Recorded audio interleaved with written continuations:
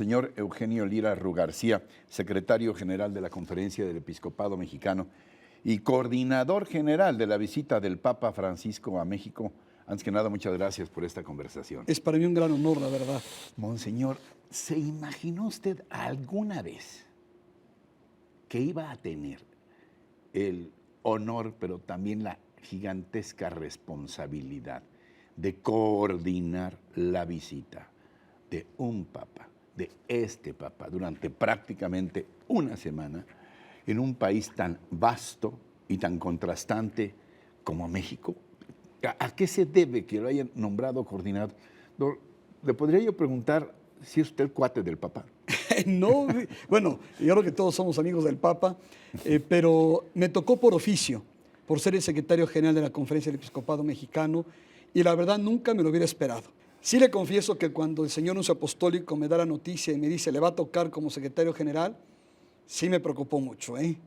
Llegó un momento en que pensé que pues no iba yo a poder, pero uno confía en Dios, en la buena gente que quiere apoyar, también en el trabajo de los señores obispos, que son quienes en las sedes van a recibir al Papa. Monseñor Lira Rugarcía, ¿a qué viene el Papa Francisco a México?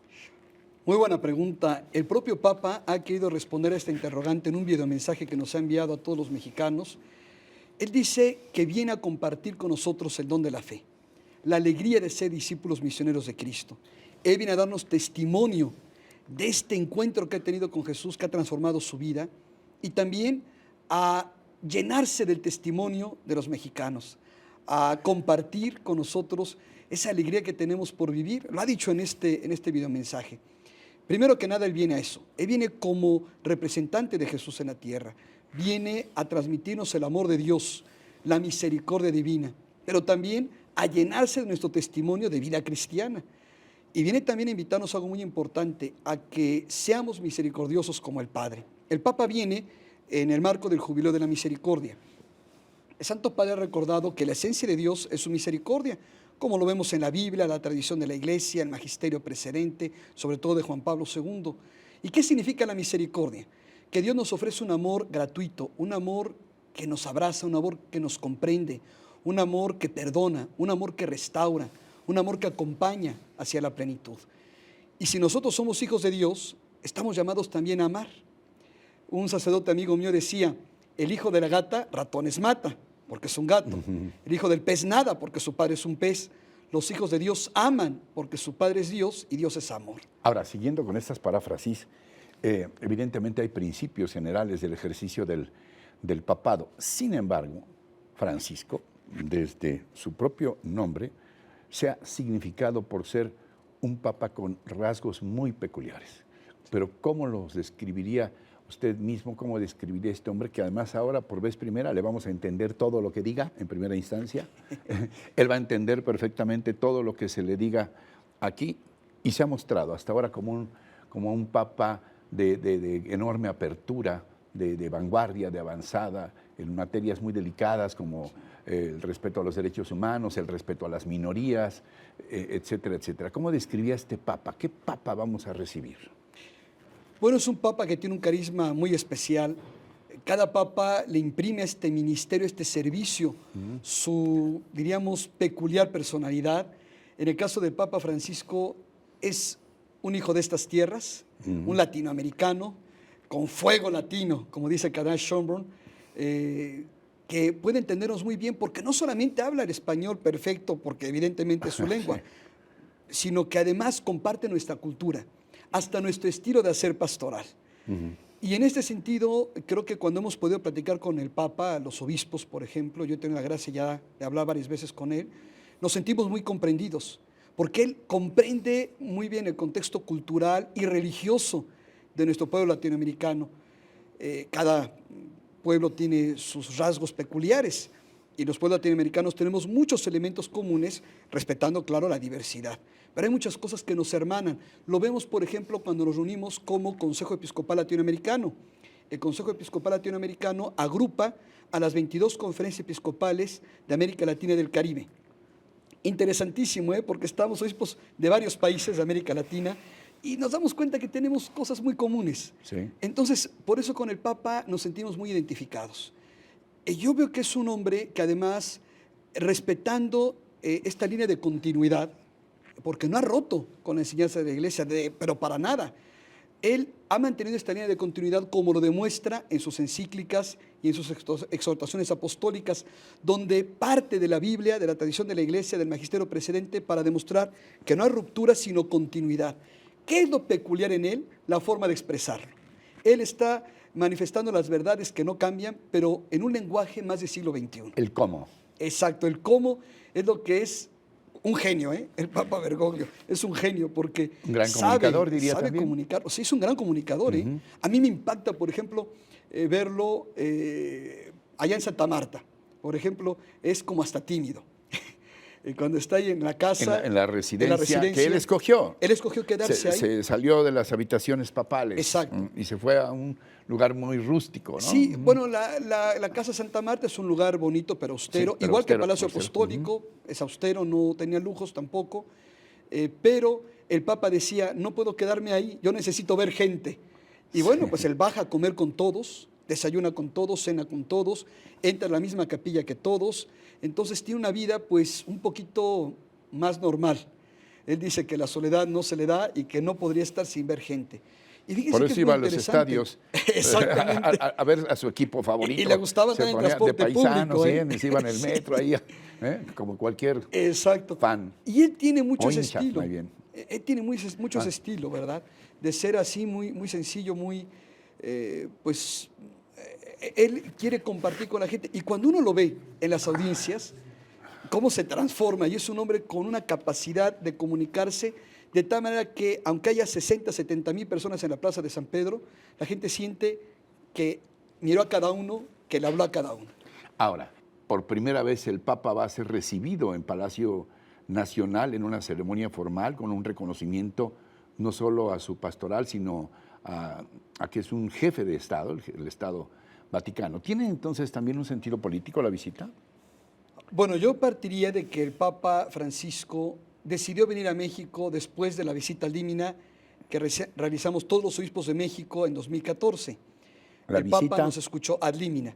De acuerdo a la tradición de la Iglesia, lo que marca el derecho canónico, los obispos debemos visitar cada 5 años, ahora el Papa dispone que será entre 7 y 8 años, Roma, para peregrinar y hacer oración en los sepulcros de los apóstoles, de quienes somos sucesores los obispos, y encontrarnos también con el sucesor de Pedro, que es el Papa, cabeza del colegio episcopal. Previamente se le envía un informe para que él pues, tenga conocimiento de nuestra realidad. Y luego el Santo Padre se encuentra con todos los obispos por grupos, entre 10 y 13. En este caso fuimos 9 grupos diferentes que durante hora y media conversamos con el Papa. Y esto le permitió al Santo Padre tener una visión más exacta de México. Y fue a raíz de esa visita cuando poco a poco le empezó a decir, voy a México, quiero ir a México. ¿Por qué? Porque él descubrió que este país estupendo estaba viviendo y está viviendo momentos difíciles. El Papa quiere dijo, venir a eso. El Papa dijo hace unos días, perdón, monseñor, que México está viviendo un pedacito de guerra. Sí. Y asegura el Papa que vendrá a exhortarnos a la lucha de todos los días contra la corrupción, contra el tráfico, contra la guerra, contra la desunión, contra el crimen organizado, contra la trata de personas. ¿Tendremos una guía del Papa en este sentido? Sí, pues ya está anunciándonos un poquito, ¿verdad? Porque son los temas que le preocuparon durante la visita al Límina. De hecho, lo compartimos, nos hizo alguna reflexión. Tuvimos un encuentro muy interesante de todo el episcopado con el Papa el 19 de mayo. Ahí sí estábamos la mayoría, no pudimos estar todos porque eran 3 grandes grupos. Y algunos estaban ya saliendo, otros estaban llegando, pero estuvimos alrededor de 75 de los 118. Y el Papa salió y nos dijo, miren, les voy a dar un texto por escrito después. Ahora les voy a hablar del corazón. Y nos hizo reflexiones, diciendo, bueno, México está viviendo momentos difíciles, pero nos invitó a la confianza en Dios, a la oración y a estar cerca del pueblo y a servirle en estos momentos complejos. Yo creo que precisamente el Papa viene precisamente para eso, para ofrecernos luces de tal manera que cada uno tome decisiones. Y en este sentido, el Papa también en su viaje apostólico pues va a tener pronunciamientos que tendrán una dimensión política, pero en el sentido más amplio de la palabra. ¿Por qué se entiende por política el apoyo a tal o cual partido político, o en pocas palabras, perdónenme el término coloquial, la grilla. El Ajá. Papa no viene a eso, no viene a apoyar un partido, no viene a hacer grilla, no. Él viene en el sentido más amplio de política a recordarnos que todos debemos empeñarnos en el bien de todos. Eso es la política, es la multiforme acción económica, social, cultural, hasta deportiva, legislativa, judicial, que busca el bien de todos los que formamos la sociedad. Y en ese sentido, todos los seres humanos somos políticos, porque todos somos seres sociales y debemos empeñarnos en que las cosas salgan bien en esta sociedad en la que vivimos. ¿Qué tan unificada está la jerarquía católica en México para seguir este lineamiento fundamental del Papa? Exhortar a todos quienes participan en la Iglesia a mirar a las calles. Hay que decir que esta exhortación del Papa viene desde antes, viene desde el Evangelio, pero de alguna manera más fuerte se ha reimpulsado con Aparecida, el documento Aparecida. Le tocó a Benedicto XVI inaugurar esa asamblea, la quinta, del episcopado latinoamericano, y uno de los grandes protagonistas fue el cardenal Bergoglio, ahora Papa Francisco. Y él ha retomado muchas cosas de Aparecida y las ha plasmado en la Evangelii Gaudium, su exhortación apostólica. Yo creo que el Papa vendrá a animarnos a que sigamos en ese camino, a que entendamos que la fe no se puede quedar en el ámbito de lo privado y de las ideas, sino que debe comunicarse y que debe aterrizarse en obras concretas que nos ayuden a que todos pongamos de nuestra parte para dar los elementos de tal manera que todos podamos alcanzar un desarrollo integral, un desarrollo del que nadie quede excluido. Y en ese sentido creo que el Papa va a animarnos mucho a esto, a una fe callejera, una fe de salida, de encuentro y también de compromiso, porque si no, la fe está muerta. Y, a reserva de lo que quiera puntualizar, Monseñor, ¿qué le vamos a dar los mexicanos al Papa? ¿Qué se llevará el Papa de México? Lo que sabemos es que pidió estar unos minutos a solas con el mayor o uno de los mayores símbolos de la fe de los mexicanos, que es la Virgen de Guadalupe. Pidió estar unos minutos a solas con ella. Además de esos momentos, ¿qué más se va a llevar el Papa de este país? Yo creo que muchas cosas. Yo creo que se va a llevar la alegría de un pueblo en el que la mayoría es gente buena, gente luchona, gente logrona, gente solidaria, gente que tiene fe, gente que tiene esperanza y que trabaja por construir y hacer realidad esa esperanza, y va a haber cosas muy grandes que el Papa se va a llevar. También yo creo que México se va a quedar con muchas cosas del Papa Francisco. A mí algo que me gusta mucho del estilo del Papa Bergoglio es saber ser muy realista. El Papa es muy objetivo y reconoce los problemas, ¿no? Pero él dice, los problemas están para superarse, hay que ver cómo se arreglan. Y creo que algo que nos va a dejar es eso, el entender que México es muy grande, que sí tenemos problemas, pero que los problemas no son para sentarnos, llorar y decir qué desgracia o buscar culpables, sino para decir yo qué puedo hacer para que las cosas mejoren. A mí me gusta mucho de lo que ha dicho el Papa en sus viajes, el discurso que le dirigió a los jóvenes en Cuba, cuando les dijo, en la objetividad de la vida se vale soñar. Sueña que contigo el mundo puede ser mejor. Comparte tus sueños con los demás y haz algo para que esos sueños se hagan realidad. Yo diría que es lo que nos va a dejar el Papa. Y nosotros también creo que le vamos a dejar mucho, porque va a descubrir a un pueblo bueno, a un pueblo alegre, solidario, con fe, que sabe luchar y que sabe lograr también muchas cosas.